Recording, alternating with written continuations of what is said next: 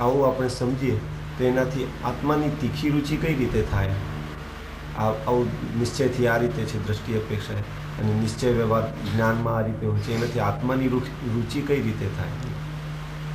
જાણવાથી આ સ્વરૂપ આવું છે આત્માનું, બહારમાં ક્યાંય નથી. આ વિભાવ મારો સ્વભાવ નથી, મારો સ્વભાવ એક નાયક જ છે.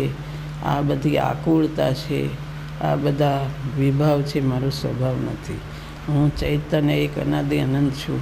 એને દુઃખ લાગે, ભવભ્રમણનો થાક લાગે, અને અંતરમાં એક આત્મામાં શાંતિ ને આનંદ છે એવી એને પ્રતીત થાય, રુચિ થાય, તો એ તરફ રુચિ થાય છે કે વસ્તુનું સ્વરૂપ આવું છે, બધું મારામાં છે, બહાર ક્યાંય નથી.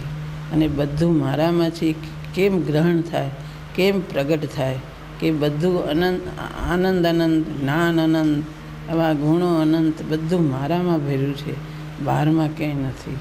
અને એના ઉપર અભેદ ચૈતન્ય ઉપર દૃષ્ટિ કરવાથી, પોતાનું અસ્તિત્વ ગ્રહણ કરવાથી આ પ્રગટ થાય છે.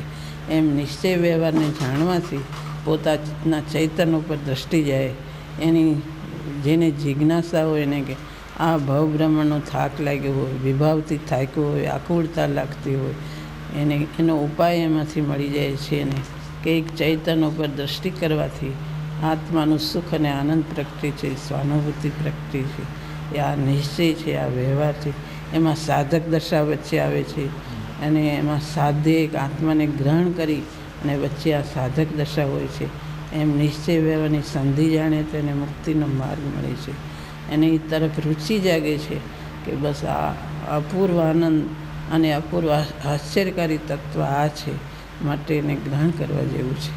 એમ એની ગ્રહણ થાય, એની રુચિ થાય, બધું થાય છે.